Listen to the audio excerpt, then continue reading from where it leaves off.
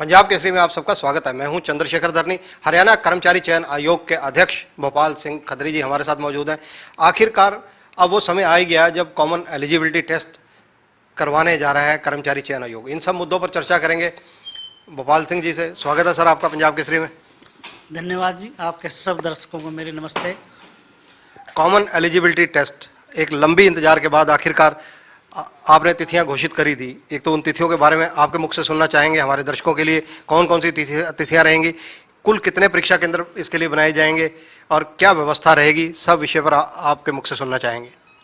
देखिए धरनी जी, इस बात की जिज्ञासा सभी कैंडिडेट्स में थी कि ऑफिशियल नोटिफिकेशन क्यों नहीं लागू हो रहा है, और मैं आज बिल्कुल स्पष्ट रूप से सीधी जो हरियाणा की बात होती है ना, स्पष्ट रूप से बात करूँगा। कोई हेर फेर के आपसे कोई बात नहीं करूँगा। तो अल्टीमेटली हमने कल नोटिफिकेशन जारी कर दिया। 5 और 6 नवंबर को हमारा एग्ज़ाम है। जो 5 नवंबर को है वो 2 शिफ्टों में है। इसी तरह से 6 नवंबर को 2 शिफ्टों में है। पहली शिफ्ट जो है वो 10 बजे से 11:45 तक है, और जो दूसरी शिफ्ट है वो 3 बजे से 4:45 है। रही ये बात जो जिज्ञासा और आपकी भी जिज्ञासा है कि हमने इतना लेट क्यों नोटिफिकेशन करना पड़ा और बच्चों को इतना इंतज़ार क्यों करना पड़ा, मैं आपके माध्यम से उन सभी कैंडिडेट्स को ये बताना चाहता हूँ कि आयोग की और एनटीए की कुछ न कुछ इस तरह की रणनीति होती है जो वो समय से पहले डिस्क्लोज नहीं कर सकते। आपने कल ही देखा कि सीटी के ऊपर हाई कोर्ट में जाके केस हो गया। कोर्ट ने टिप्पणी की क्या कि अभी तक तो डेट ही घोषित नहीं करी कि आपको स्टे कैसे दे दे। अगर यही नोटिफिकेशन कहीं 10, 15, 20 दिन पहले दिया होता तो शायद कोर्ट भी इस बात पे आ जाती कि इस पे कोई स्टे दे दें। तो कोर्ट को भी लगता है कि इतने टाइम में, इतना कम टाइम रह गया है, आयोग ने, एनटीए ने, सरकार ने पूरी तैयारी कर ली होगी, उसके 50-60 करोड़ रुपए भी खर्च होंगे, इस समय पे स्टे देना उचित नहीं है। तो मैं आज स्पष्ट रूप से बता रहा हूँ कि देरी क्यों करते हैं, हम जानबूझ के करते हैं, इसमें कोई शक नहीं है कि हम जानबूझ के नहीं देरी करते, कुछ हमारी इसके ऊपर रणनीति होती है। अगर इसके केंद्रों के बारे में मैं जानकारी चाहूँ अपने दर्शकों के लिए, क्योंकि आपका जो इंटरव्यू है वो यूथ बहुत देखता है और यूथ सोशल मीडिया पर बहुत ज़्यादा रहता है, आपको पता है, तो कुल संख्या कितनी है। दूसरा सवाल यूथ का ये रहता है ज़्यादातर कि परीक्षा केंद्र जो है, क्या जैसे पहले बच्चा नारनौल का रहने वाला है, परीक्षा केंद्र पंचकुला बन गया या सिरसा बन गया, इस बार क्या डेकोरम, क्या मापदंड आपने बनाए हैं, बच्चों को दूर तो नहीं जाना पड़ेगा कहीं, ये संशय सारों के मन में है। पूरे हरियाणा में 17 जिलों में ये एग्ज़ाम हो रहा है और चंडीगढ़ में हो रहा है एग्ज़ाम। झज्जर, रोहतक, दादरी, नूंह और जींद को छोड़ के बाकी सब जिलों में एग्ज़ाम हो रहा है और 1200 केंद्रों पर हो रहा है। और जो एग्जैक्ट आप फिगर आपको दूं तो 36,897 कैंडिडेट हमारे पास हैं। माननीय मुख्यमंत्री जी ने मेरे को बुला के और एनटीए को बुला के ये निर्देश दिए हैं कि बच्चों को ज़्यादा दूर ना जाना पड़े, इसकी व्यवस्था आप करें। हमने उनको कहा भी कि हमारी मजबूरी होती है और हम रोल नंबर रैंडमली उठाते हैं, तो उन्होंने अपने एक्सपर्ट से, और वो खुद भी एक्सपर्ट हैं, इसमें कोई दौर आए नहीं, माननीय मुख्यमंत्री जी खासियत है वो कई चीज़ों में मास्टर हैं, वो उन्होंने एक सुझाव दिया और मैं अब उनके निर्देश पर चलते हुए कोई भी कैंडिडेट जो है वो 150 किलोमीटर से दूर नहीं जाएगा। अगर कोई कैंडिडेट यमुनानगर का है वो चंडीगढ़ तक आ सकता है और उधर कैथल या करनाल, पानीपत तक जा सकता है। अब वो ऐसा नहीं होगा कि यमुनानगर का कैंडिडेट नारनौल, फरीदाबाद या महेंद्रगढ़ जाए। इसी तरह से हम पूरा प्रयास करेंगे कि उनको 150 किलोमीटर के रेडियस में ही रखें। ये परीक्षा ऑनलाइन ली जाएगी या ऑफलाइन ली जाएगी? नहीं, ये ऑफलाइन ली जाएगी। ऑनलाइन का हमारा एक्सपीरियंस अभी तक कोई अच्छा नहीं रहा, तो हमने ये निर्णय लिया है कि हम ऑफलाइन लेंगे, जिसको हम OMR बेस्ड परीक्षा कहते हैं।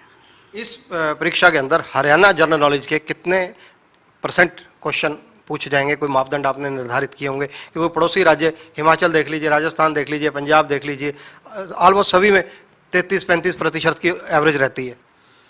देखिए, जैसे आपने कहा, क्वेश्चन पेपर जो बनाया है वो एनटीए ने बनाया है और रिजल्ट भी वही तैयार करेगी और सारी व्यवस्थाएं भी वही देख रहे हैं। हम सिर्फ लॉ एंड ऑर्डर और उनको हमारे से क्या सहयोग चाहिए वो देख रहे हैं। और गाइडलाइन तो आपने दी होंगी कि इस हिसाब से चलना है। सिलेबस हमने उनको दिया है और जैसा कि आप कह रहे हैं बिल्कुल 25% इसमें हरियाणा का। और हमने जो कैंडिडेट्स को सिलेबस बताया है, हमने 2-3 महीने पहले कैंडिडेट को भी सिलेबस बता दिया था, सेम वही सिलेबस आने वाला है। विभिन्न परीक्षाओं के मतलब जैसे कि गणित है, मैथ के अलावा इतिहास है, भूगोल है, साइंस है, इन विषयों के लिए भी कोई अंक की संख्या निर्धारित की गई कि इतने अंक के सवाल जरूर पूछे जाएंगे? बिल्कुल, वो अभी एग्जैक्ट मेरे याद नहीं है कि सिलेबस हमने बच्चों को क्या बताया था। उसमें 25 question Haryana, 5 math, 5 Hindi, 5 English, 5 computer science, GK के, अवेयरनेस के, एबिलिटी के, मेंटल उसके कि उसकी क्षमता क्या है सोचने की, आईक्यू मतलब आईक्यू कैसे देख सकते हैं हम उसका, इस तरह का सिलेबस है, वो बताया हुआ है हमने बच्चों को पहले से ही। तो इसका रिजल्ट एग्जाम लेने के कितने दिन बाद, कोई टारगेट आपने फिक्स किया? 10 दिन, 15 दिन, 20 दिन में कोई कोशिश की जाएगी? एनटीए ने हमारे को जो श्योर किया है, वो कहा है कि 1 महीने से 1.5 महीने तक हम आपको फाइनल रिजल्ट बना के दे देंगे। जो कॉमन एलिजिबिलिटी टेस्ट का, वैसे तो आपने अभी रेफरेंस दिया उसका, जो मामला कोर्ट में पहुंचा, उस पर आपका सुझाव, आपकी राय क्या है? कोर्ट में 2 चीज़ों को लेके पहुंचा था ये, कि लगभग 15,000 बच्चे ऐसे हैं जो उसी दिन एसएससी एमटीआर का पेपर भी देंगे। उनका कहना था कि ये डेटें आगे पीछे कर लो, पर हमने अपनी पूरी तैयारी कर रखी है, इस स्थिति में हम डेट आगे पीछे नहीं कर सकते। अब उन बच्चों की मर्जी है, वो हमारा एग्ज़ाम देना चाहते हैं या एसएससी एमटीआर का एग्ज़ाम देना चाहते हैं। दूसरा विषय इसलिए गया था, वो सीईटी को चैलेंज किया था बच्चों ने, कि जो 4 गुना की शर्त है अगले एग्ज़ाम के लिए, स्क्रीनिंग टेस्ट के लिए, वो 4 गुना की ना हो के क्वालिफाइंग नेचर होना चाहिए। तो इन 2 विषयों को लेकर गया था।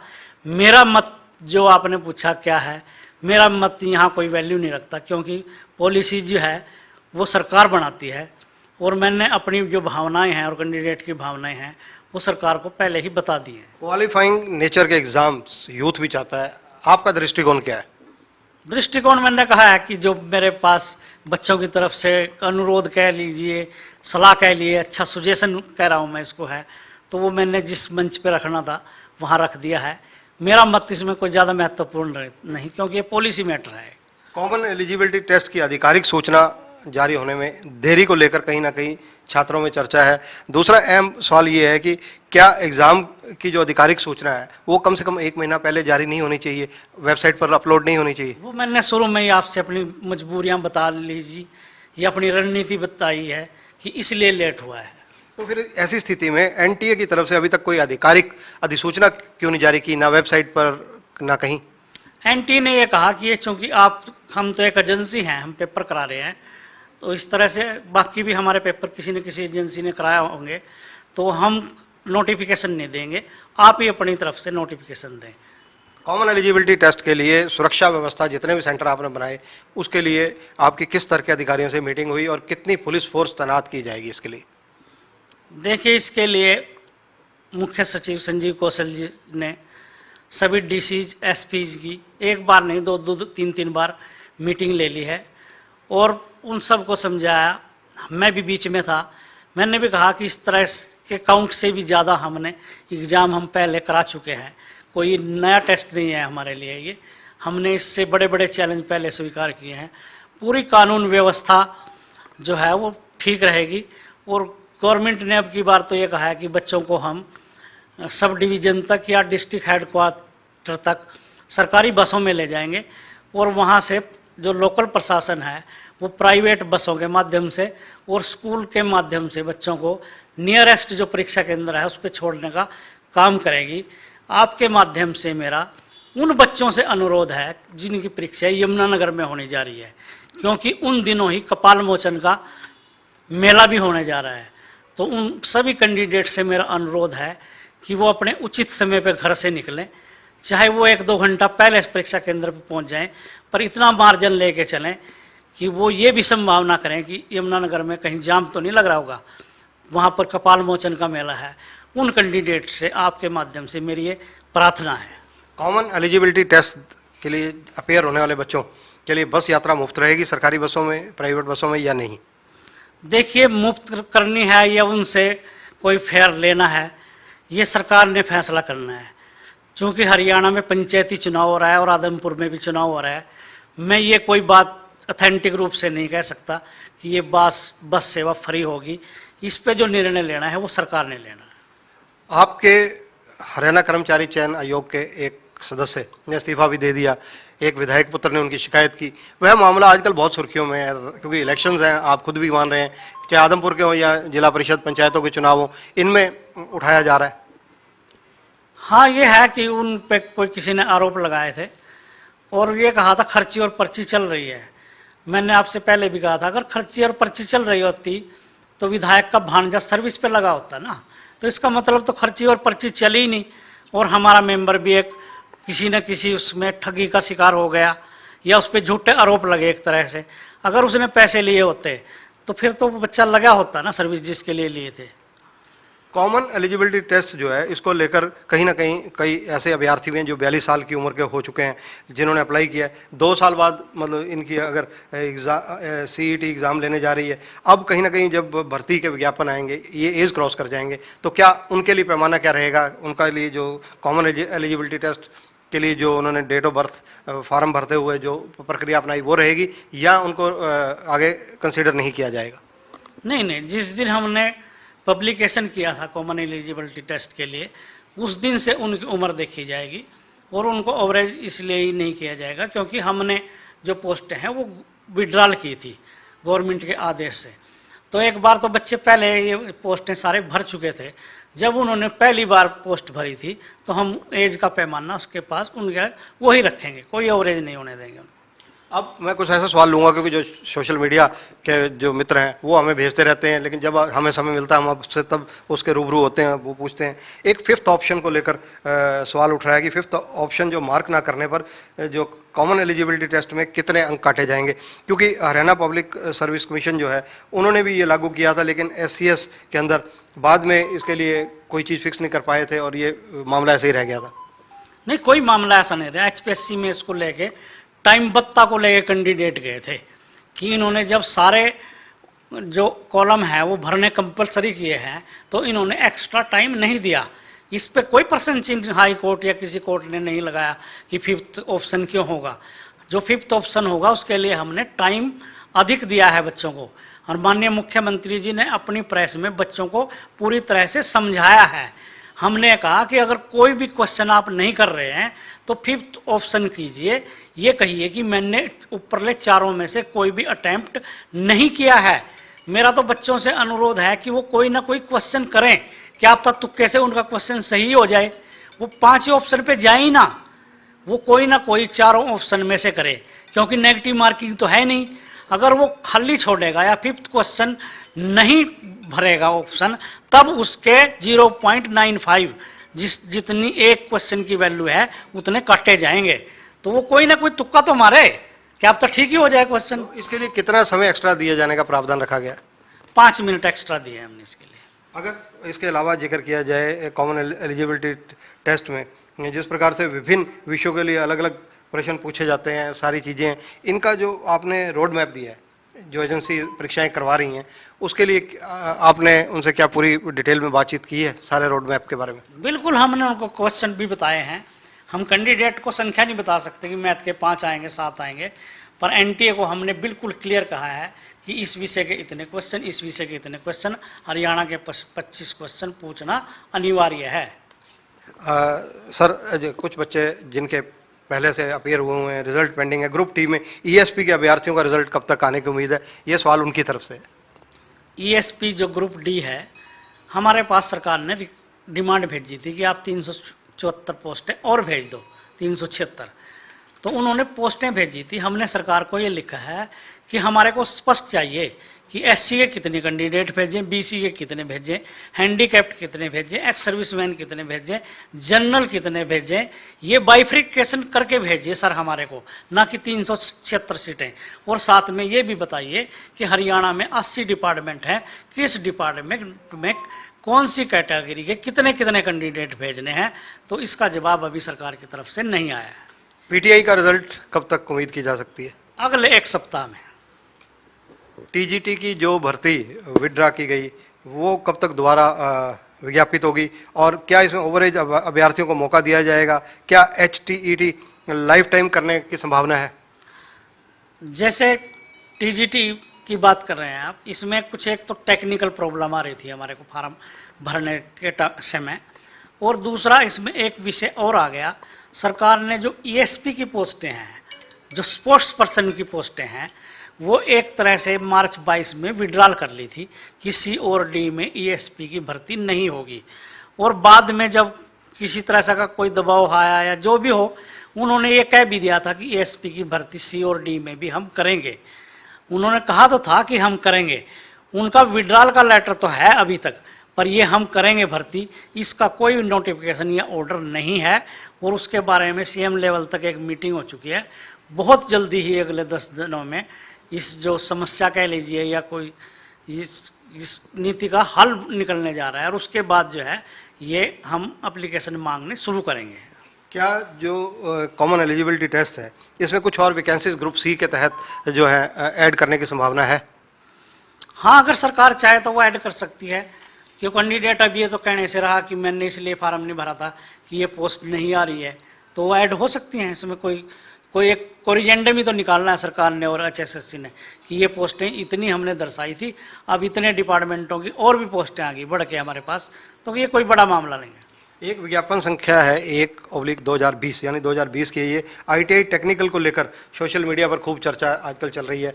आपसे रिक्वेस्ट की भाषा में वो लगातार मैसेजेस वायरल भी हो रहे हैं, उसको लेकर आप क्या रुख अपनाएंगे? कब तक उन बच्चों को नौकरी मिल सकती है, क्योंकि उन लोगों के सर्टिफिकेट वेरिफिकेशन भी हो चुके हैं? देखिए, 12/19 के रिजल्ट दिन प्रतिदिन आप देख रहे होंगे वो आ रहे हैं, और मुझे कोई वो नहीं है कहने में कि 14/19 और 1/20 के रिजल्ट अभी तक जितने आने चाहिए थे वो नहीं आए। पर मैं सभी कैंडिडेटों को ये रिक्वेस्ट करता हूँ कि वे धैर्य रखें, संयम रखें, क्योंकि अगर इस तरह से दबाव की राजनीति करेंगे या दबाव देंगे, उससे कई चीज़ें उनके अहित में हो जाती हैं।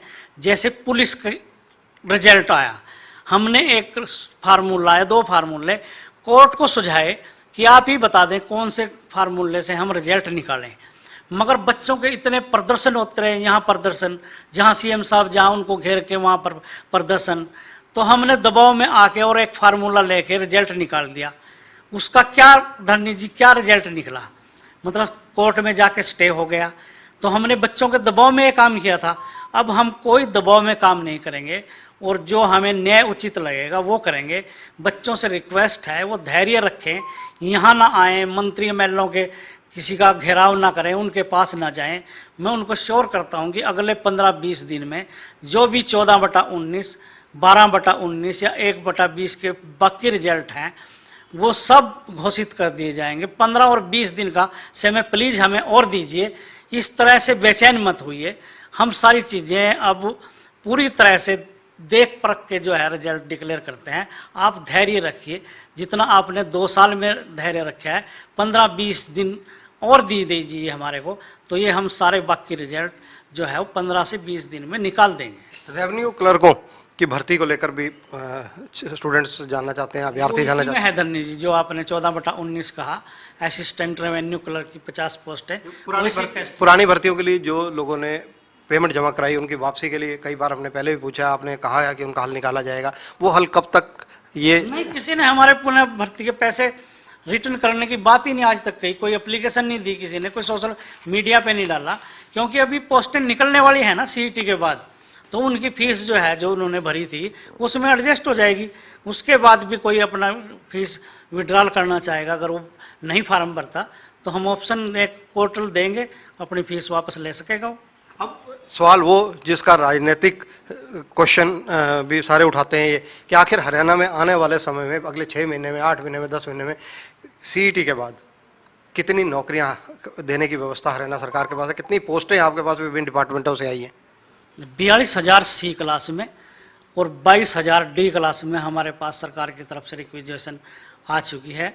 और जैसे ही सीईटी का रिजल्ट आएगा, हम हरियाणा में अगले 1-1.5 साल में 62,000 नौकरियां जो है युवाओं को देने का पूरा प्रयास करेंगे। सीईटी के बाद बच्चों को क्या फार्मूला अपनाना पड़ेगा नौकरी के लिए? दोबारा परीक्षा देनी पड़ेगी? कोई कम्पिटिटिव एग्जाम होगा, या जो आप टेस्ट ले चुके हैं कॉमन एलिजिबिलिटी टेस्ट, इसी के पैमाने पर सिलेक्शन होगी? डी क्लास में तो इसी पैमाने पर होगी कि जो टॉपर के बच्चे हैं 22,000, या 25,000 लोगों से हम ऑप्शन मांगेंगे, क्या आप डी क्लास में सर्विस करना चाहते हैं। अगर उन्होंने कंसेंट दी तो टॉप लोगों को उठा के उनकी सिलेक्शन कर देंगे। उसके लिए फर्दर कोई टेस्ट नहीं होगा। सी के लिए उसकी पोस्ट के हिसाब से एक स्क्रीनिंग टेस्ट उसके लिए और होगा। एक सवाल और आम जनता से जुड़ा हुआ सवाल है। जिस प्रकार से अगर आप देखें पिछली बार जब ग्रुप डी की भर्तियां हुई, एमफिल, एमकॉम, वेल क्वालिफाइड बच्चे उस परीक्षा में बैठे, सक्सेस हुए, नौकरियां भी मिली। लेकिन आने वाले टाइम में ऐसी जानकारी हमारे पास है, हो सकता है गलत हो, इसीलिए आपसे ये सवाल पूछा जा रहा है कि 18 से 20% बच्चे उनमें से नौकरियां छोड़कर कहीं और एडजस्ट हो गए, कहीं और चले गए। लगभग 25-30% टोटल एवरेज निकल रही है जो बच्चे नौकरियां छोड़ कर कहीं चले गए।